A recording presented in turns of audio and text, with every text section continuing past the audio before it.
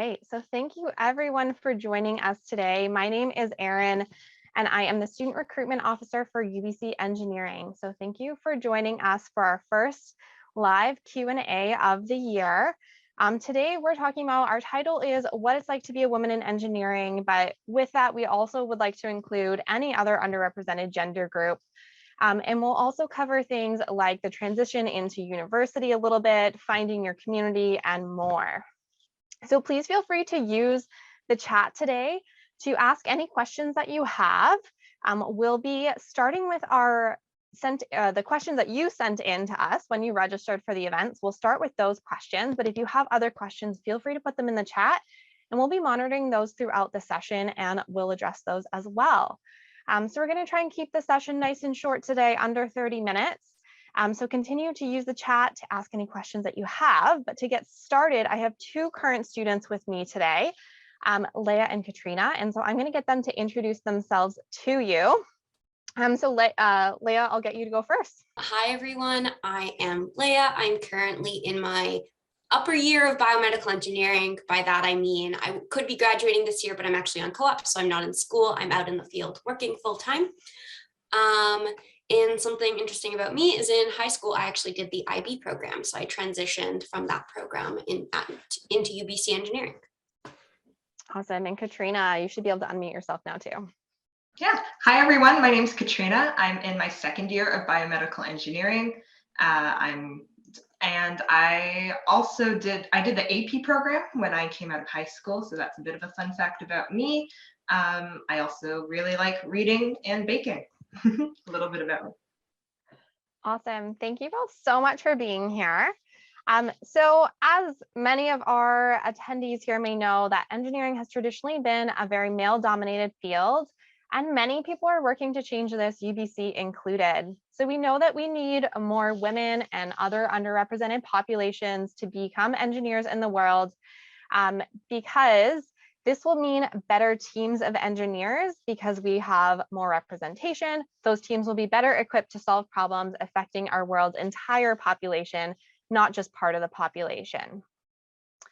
So just as some stats for you, there were some questions about statistics. In the first year of engineering, we have about 1,000 students, and about 330 or so of those are women, meaning our first year class is approximately 33% women, which is actually one of the highest percentages in the country. We do hope to keep increasing that by getting more women and more underrepresented genders to apply. And I do also want to mention that our admission process is gender blind. So girls coming in are just as likely to be admitted as their male counterparts. What UBC Engineering is doing is more outreach from younger ages throughout high school as well, to get more girls interested in engineering, so that hopefully they'll apply and we can then eventually admit them if they've applied and they're eligible. So that's where a lot of you fall into play right now. You've applied to UBC Engineering and may have already heard or may be waiting for an offer of admission. So thank you again for attending today. For those of you that may have just joined us, just a reminder that you can use the chat to ask any questions that you might have. But we're going to get started with the questions that you submitted in advance when you registered for today. So Leah and Katrina, I'm going to get you both to answer this question. And Katrina, I will start with you. But would you please briefly describe your experience in the Faculty of Applied Science as a woman? And just let me know if there's anything that stands out to you from your experience, or anything that might have been different from what you were expecting it to be before you entered UBC Engineering. Well, that's a great question. Thanks, Erin. When I was going into engineering, I've heard around a lot that it is typically quite a male-dominated field. And so it was something I was entering UBC kind of preparing to feel perhaps that I was the only one in my classes, and that I was going to have some trouble making friends. But I actually found the opposite to be true. As soon as I got into my first classes in person, and even when I was virtual, I was able to find really easily a wonderful community of other people who were going through the same thing as me.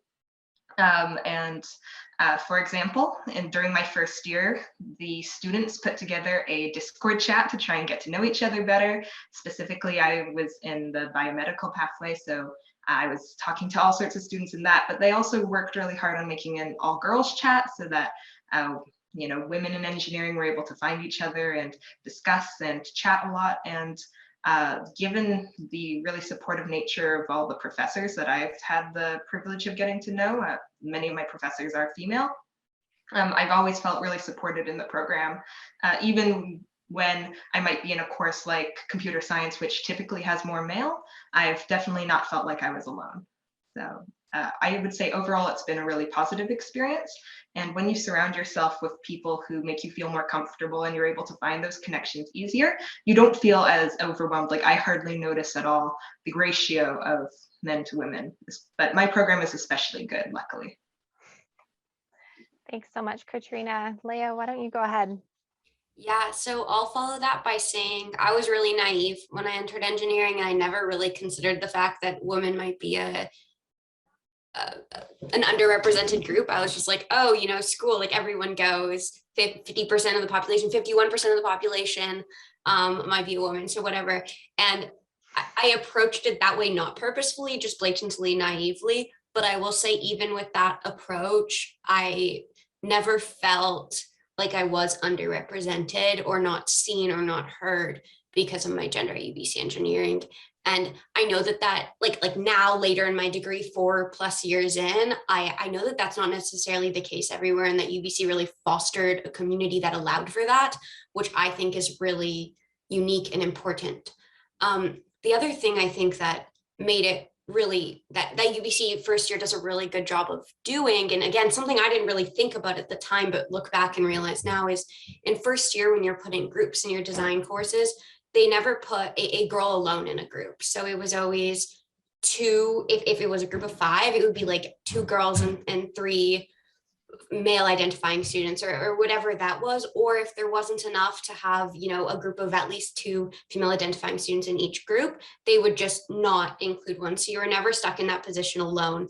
And I'd say that was a really empowering thing, because then if you ever did run into situations where you sort of felt alone or underrepresented because of your gender, you had that friend and that partner. And like, I will tell you that the other girl in my group is actually still one of my best friends 4 years later. She was at my apartment Saturday night. So it's really an empowering thing that they do that I think looking back was really essential. I will also agree with Katrina. I know we're both in biomedical engineering. I believe at one point we reached 49% females. I don't know, Erin, if we're above that now or what happened, but we're definitely not in a field or a department that struggles with that. Yeah, it's still somewhere close to 50%. I don't know the exact numbers for this year, but biomedical is definitely the one program that is pretty much fully at gender parity. The other programs will totally differ depending on the program itself, but no matter what program you're in, you're never going to be the only girl in your group or the only girl like in your class or things like that. So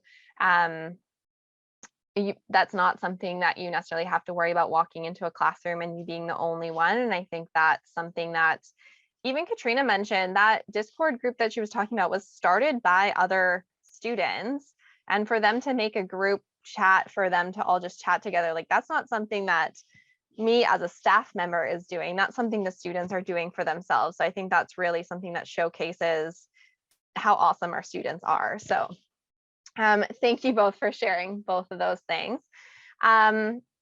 And that's actually really great. I did actually just get a question that was asked me. So you're welcome all to direct message me if you'd like to. You can also just ask to everyone in the chat as well if you have any questions that come up. But there was one specifically about being on group projects. So Leah, I think you actually just covered that question perfectly. So thank you for doing that. All right, so the next question I do have for Leah is, if you can talk, if there have been any specific challenges that you have felt that you faced as being a woman or as being underrepresented, or how you've overcome any challenges that maybe you did come across. Yeah, so I mean, I'll go back to that piece where I was very naive.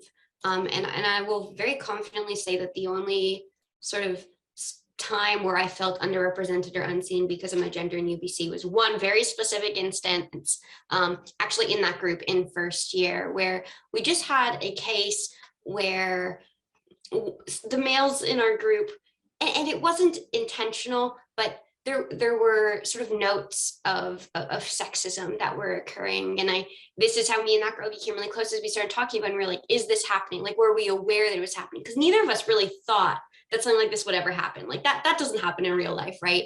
And I think once we assured each other that this was happening, at first we were pretty quiet about it and we just sort of took it. And I don't think that was a good space for either of us. And pretty soon we got the confidence to just talk to the people in our group.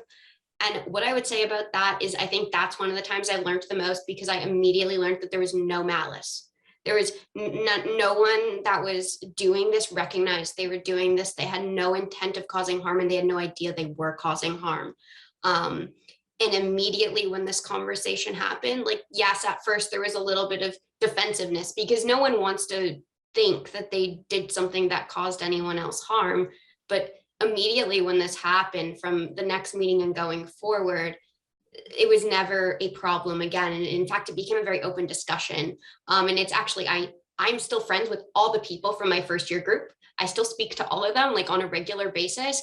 And we talk about this, like 4 years later, we still talk about this in a positive manner, in terms of like, this conversation happened and everything worked, and they just didn't realize. So I'd say the challenge for me there was, or sort of how did I face it? What did I learn? Is like, usually there isn't a malintent.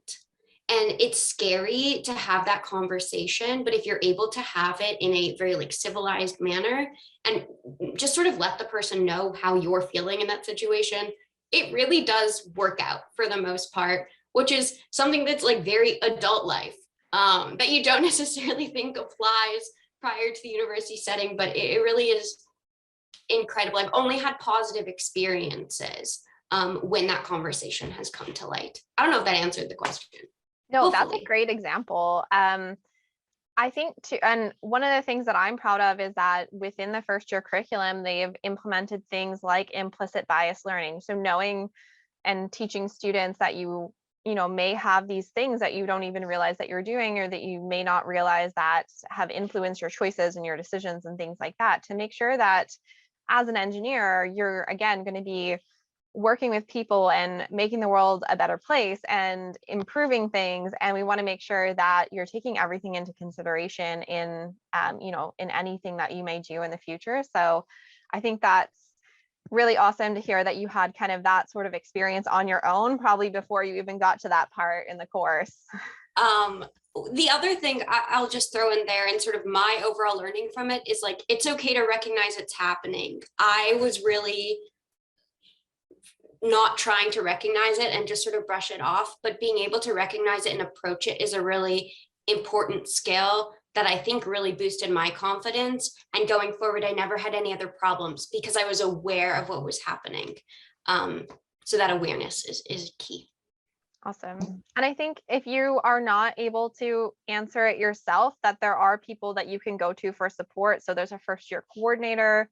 You can go to your profs, you can go to your TAs in your labs to ask about it. So whoever you feel comfortable talking to, there's a lot of support systems where you can go and talk to. We even have the EDII office. So in engineering, there's a group of people focused on equity, diversity, inclusion, and indigeneity.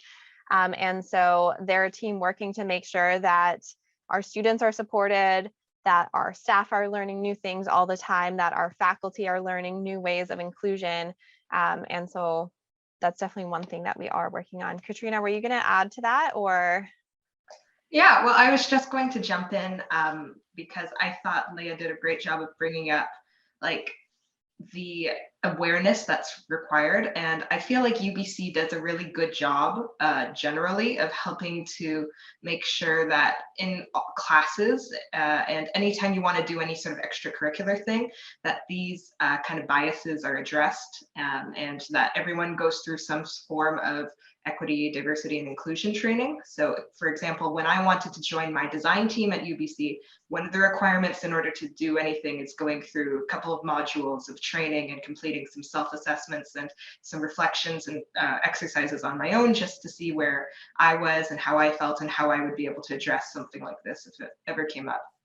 And even my professors would talk about it in class, like people are not afraid to have this discussion at UBC, and I think that's one of the things that really helps me feel more comfortable, and as if that I'm not going to ever feel like I'm alone as a woman in engineering.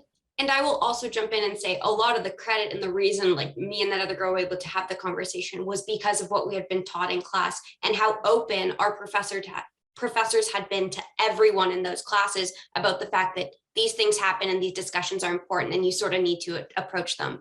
High school me would have never just gone and done that. I can't claim to have had that confidence or skills required, but those were provided to us right off the bat. So even when this happened, we were prepared. Awesome. Thank you so much, both of you, for sharing those experiences.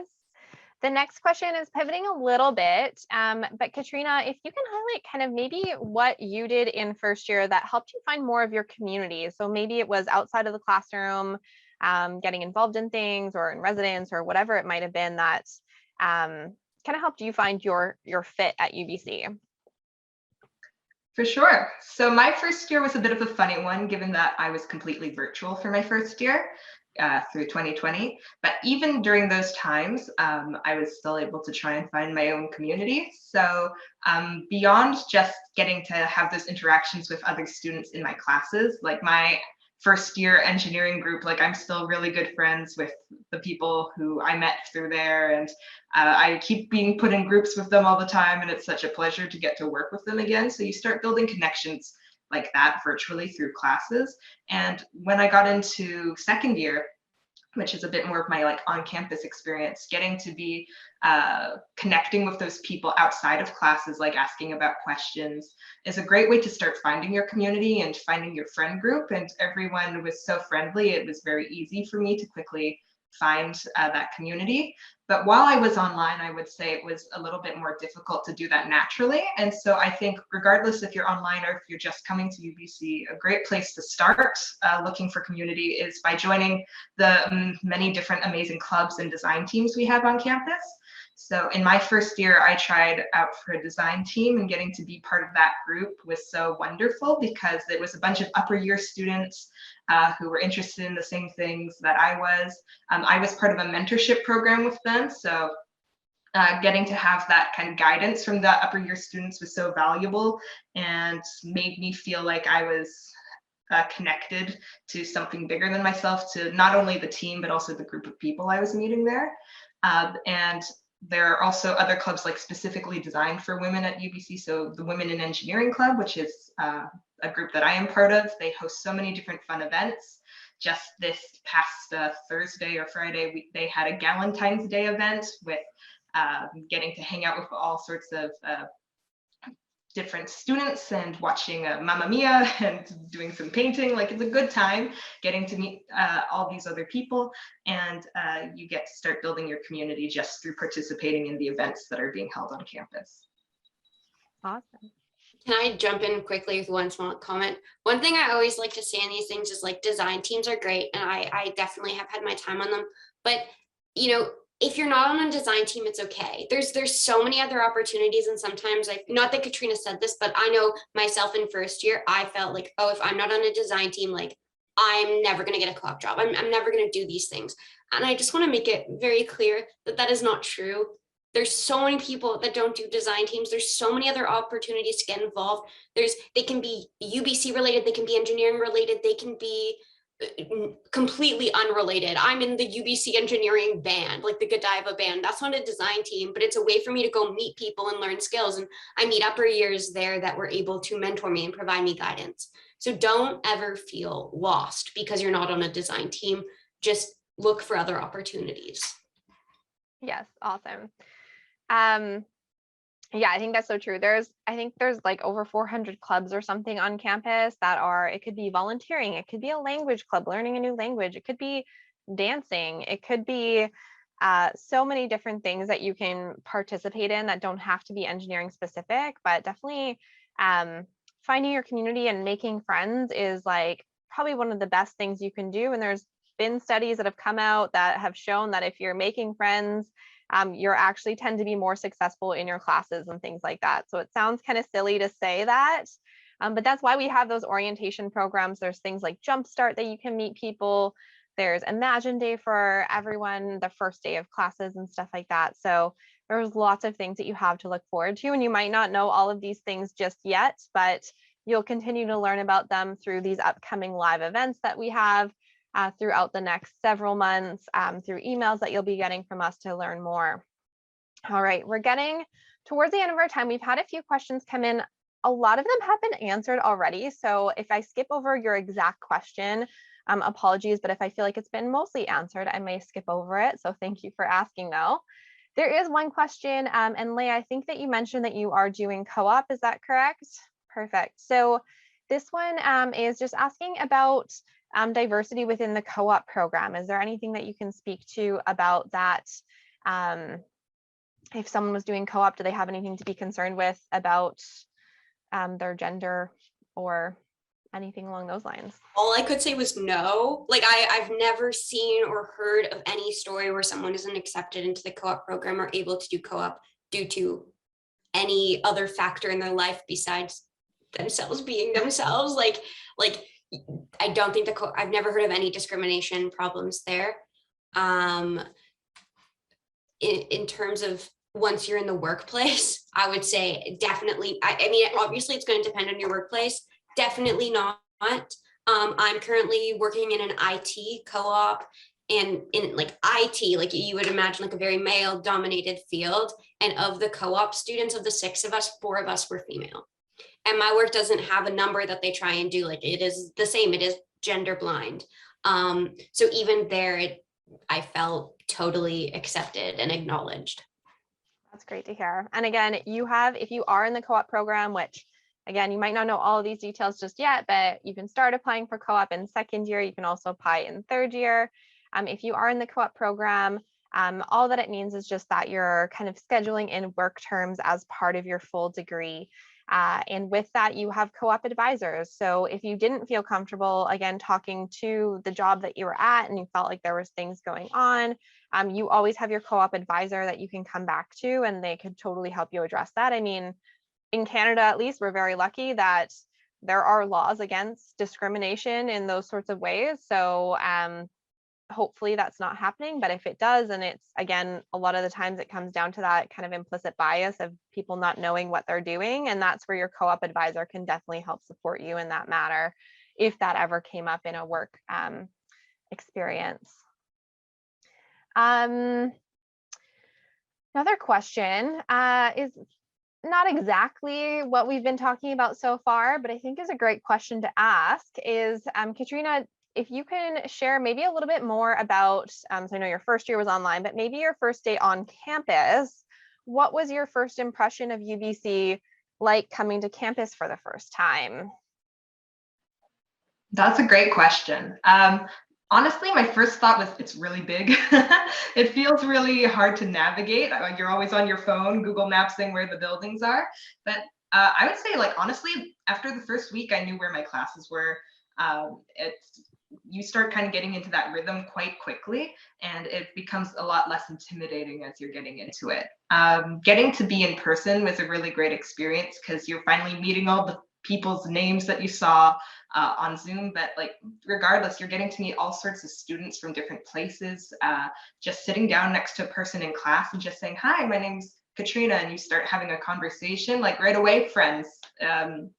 Because a lot of people are also looking for that same sort of connection as you. So even though it's like a new environment and you're at university, a lot of the same things still apply in terms of making those connections. And so it's not as scary as it seems at first. Don't be afraid to go and talk to your professors after class and go to their office hours and talk to other students, because it will be really worth it.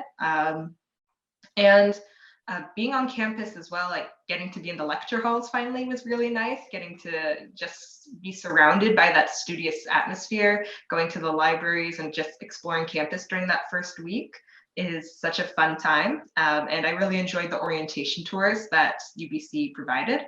So I would suggest trying to make it to Imagine Day if you can, going to go see any of the clubs that they have open, and just trying to enjoy those first couple of weeks as you're getting into it, because it's a really fun time. Awesome, thank you.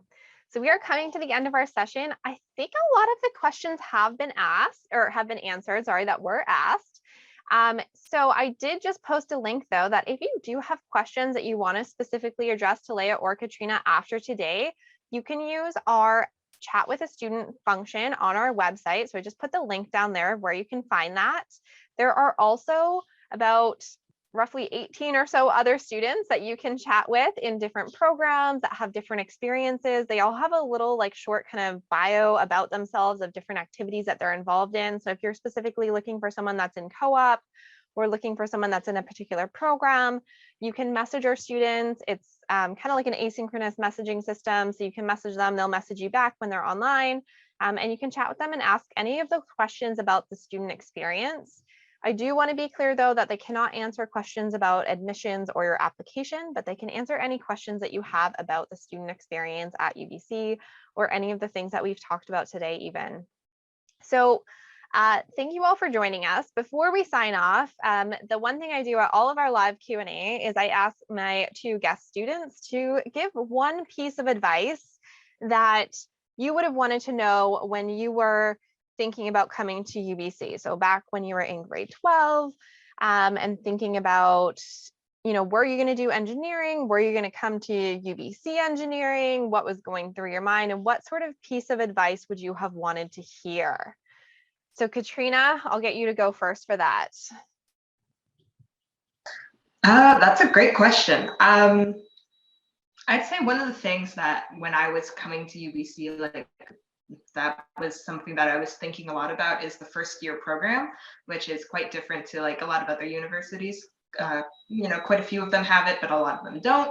And I would say if you are unsure of what you want to do, but you want it to be somewhere in engineering, the first year program is actually really valuable. You're not missing out on anything. You're not losing a year by doing it. It's all engineers share the same base like background of math and physics. So you're just learning that and then being able to in your second year decide and branch out from there. So if that's something you're worried about, I would say try not to be too worried about it, especially if you're interested in biomedical engineering.